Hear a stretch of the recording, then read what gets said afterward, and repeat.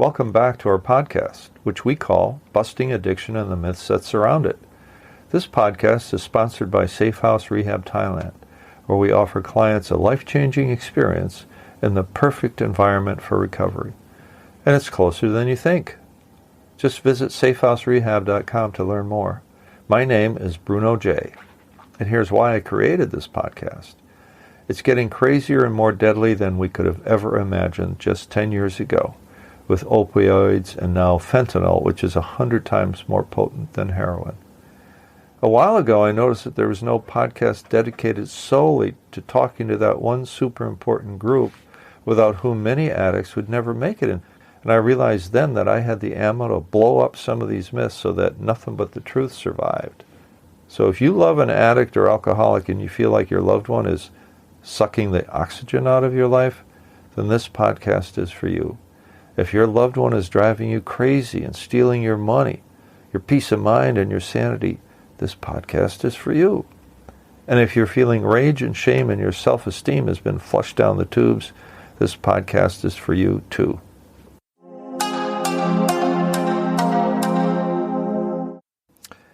So here we are with episode 2, and we start as follows. Whether you're an addict or alcoholic or have one in the family, or even suspect that the one you love might be an alcoholic or an addict, and you're not sure, we're here to shed some light on the disorder. We're here to help you make an informed decision that could make the difference in the life of your family and your loved one, the one you're worried about, the one who is living in your head rent-free.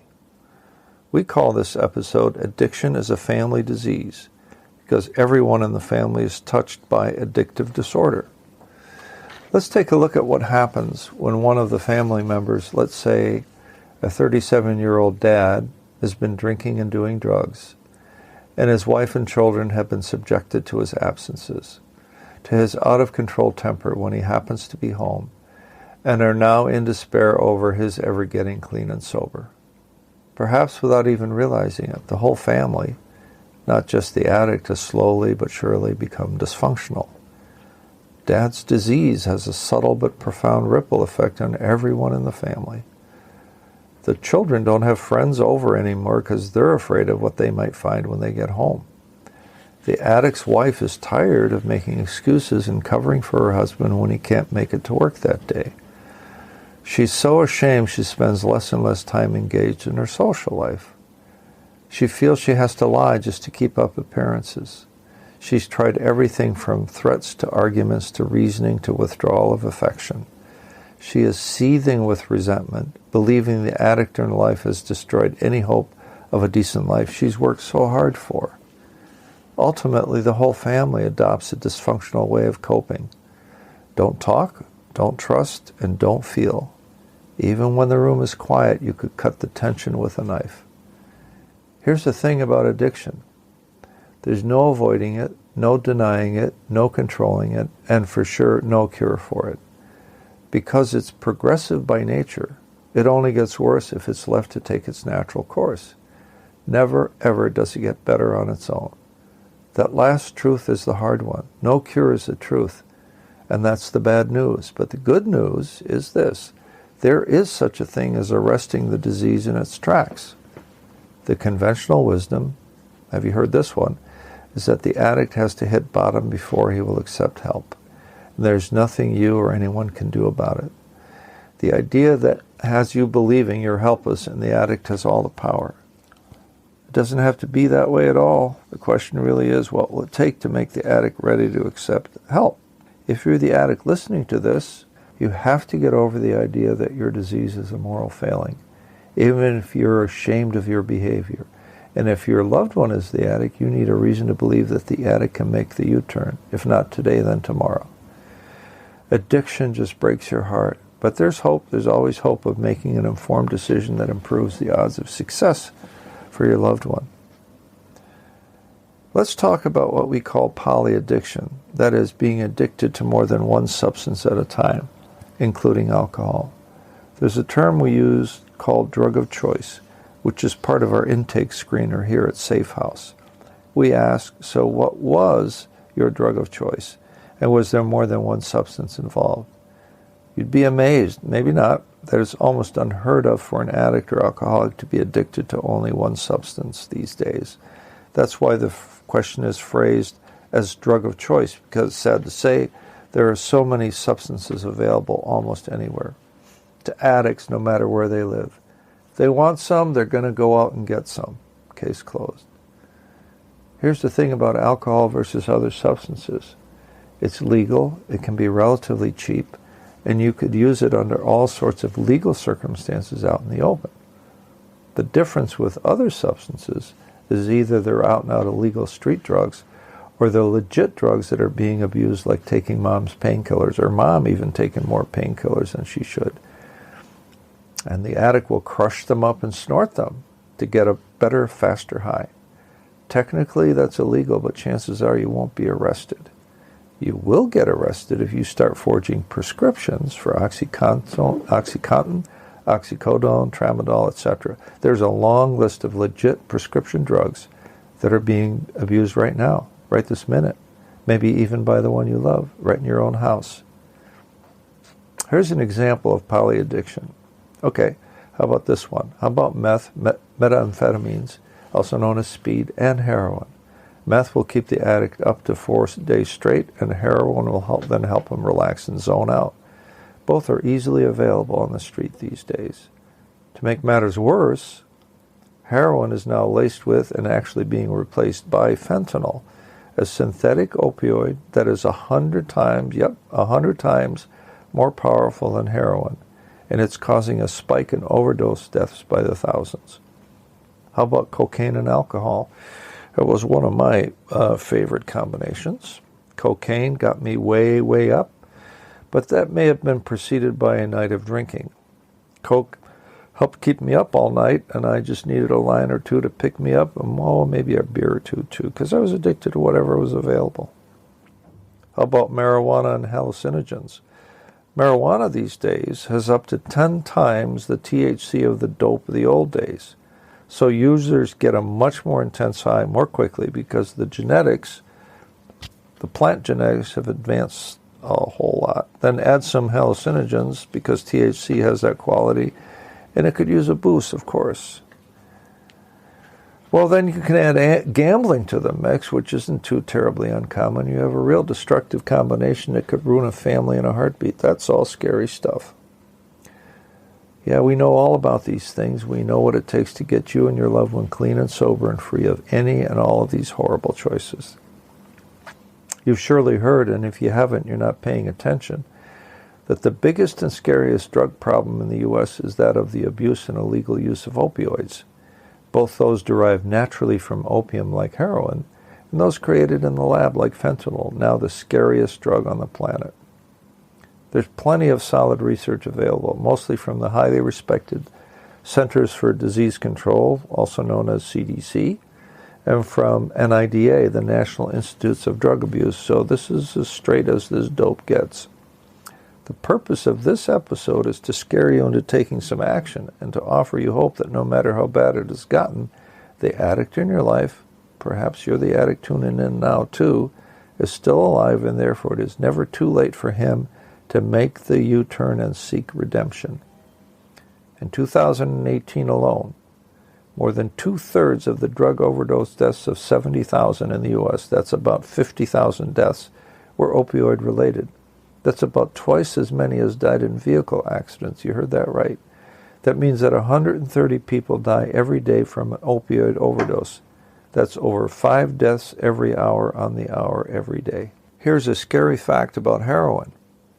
The majority of addicts got their heroin start from prescription opioids like Oxycontin, which they quickly learned could be crushed and snorted for a faster and more intense high. But in some places, believe me or not, heroin is actually cheaper and easier to get than illegally acquired prescription opioids. Heroin is cheaper and easier to get, so if you're an addict, why not make the switch?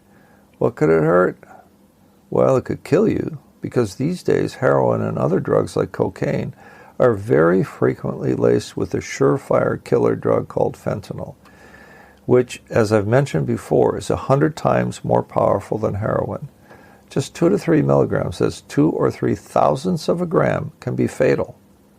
Dealers like fentanyl because it's so much more addictive than heroin, and they make a lot more money per unit of weight. The dealer doesn't give a shit about human life. He could care less about you or your loved one's life. He wants the addict to stay addicted. He wants more customers, and he does need customers just to replace the ones his drugs have killed along the way. The incidence of heroin use and overdose deaths is highest among 18 to 25-year-old men and women, or should we say boys and girls? If that doesn't get to you, I don't know what does. Fentanyl is now being sold as pure fentanyl, which is one reason why more and more police and EMTs carry Narcan or Naxalone to revive an overdosing addict. The problem is, for them, how much do you give if the addict is ODing on fentanyl versus heroin? At that point, he's down on the pavement and he is unable to speak. But there's hope, there's always hope. So long as the addict is alive, there is still hope. That's where we come in. We know this game, this dance with death.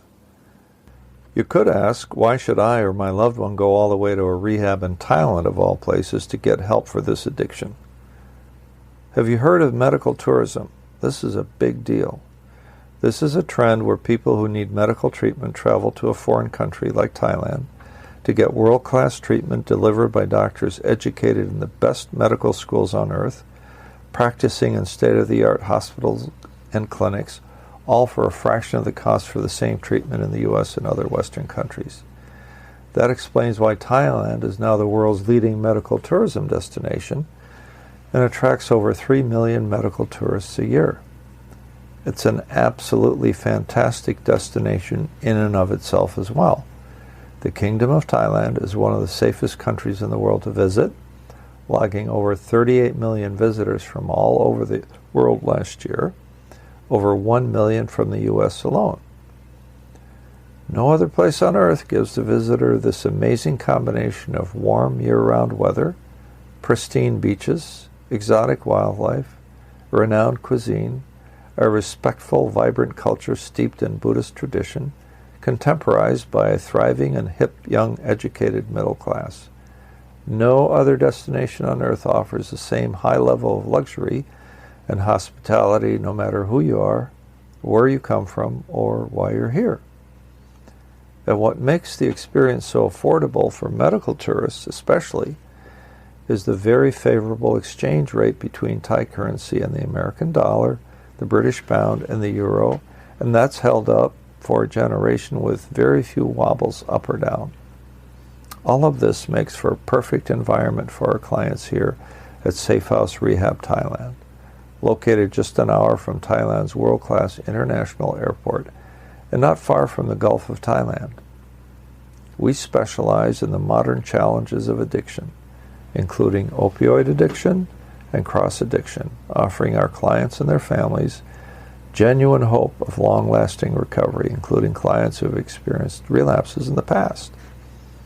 We offer best practice treatment in a luxury environment at a fraction of the cost of inpatient treatment in the U.S., the EU, or the U.K., and elsewhere in the developed world. Our clients enjoy private luxury condos in a setting that offers them an active modern lifestyle, Wi-Fi included, of course, world-class fitness, swimming pools, Thai massage, local coffee shops, and a convenience store, excursions to beaches, temples, and parks, and exposure to other outdoor pursuits, making for a stimulating and healing experience. Now that's very important because it combines both physical, mental, and emotional support. Our amenities include Thai and Western-style cuisine, laundry and maid service graciously provided by our amazing Thai staff. All that said, SafeHouse is not a country club retreat. True, our clients are far removed from their usual triggers, but they come here to do the work vital to their recovery, to get honest and face reality, and to be held accountable perhaps for the first time in their adult lives. We also know that you have choices, including other treatment centers in Thailand. You need to pay attention to this next part because it's what sets us apart. First, we will never disparage other treatment centers. It's not our way to look better by bringing others down. In fact, that's a value we teach our clients for living a clean and sober life to begin with. Second, and we've done our homework here, SafeHouse Rehab Thailand has the most thorough intake, detox, and treatment process and exceeds the highest professional standards of all rehabs in Thailand. Go to our website, safehouserehab.com, and take a close look at our license issued by the Thai Ministry of Health. Standards for licensing were changed and upgraded recently, and we cleared the bar yet again. Our English-speaking staff is UK trained and fully accredited in addictions counseling. We have contracted with a regional hospital for intake medical exams and detox from alcohol, heroin, and other substances as necessary. We have a rehab-trained nurse on staff and an MD on call in the event of any medical emergency. There's a regional hospital minutes away. All of these resources do indeed mean that clients are safe and sound when they come into our care, hence our name, SafeHouse Rehab Thailand. And we're closer than you may think. We'll help you get a passport if you don't have one, help arrange your flight to Thailand, meet you at the airport, and escort you to your new home only an hour away. We'll even contribute $1,000 US to your airfare, knowing that last-minute trips can be a bit pricier. We want nothing to stand in the way of getting the help you or your loved one need right now. So what did we learn in this episode number 2? Well, we learned number 1, that SafeHouse Rehab Thailand is a serious option for treatment, a safe sanctuary with luxury amenities closer and more affordable than you might think. 2, we learned that addiction is a family disease, and it affects not only the addict but everyone in the family to the point where the family unit itself becomes dysfunctional over time. Number 3, cross-addiction or polyaddiction is very common today, and a sophisticated treatment process to help the addicts detox and start the recovery process is absolutely essential. Number 4, opioids are the main cause of OD deaths, at least in the U.S., while pure fentanyl has become available on the street. Opioid addiction, however, may start innocently enough as simple abuse of mom's pain pills, but they can very, very quickly turn to heroin use on the street and the risk of a fentanyl overdose. All the more reason to get the addict into a safe sanctuary like SafeHouse Rehab Thailand.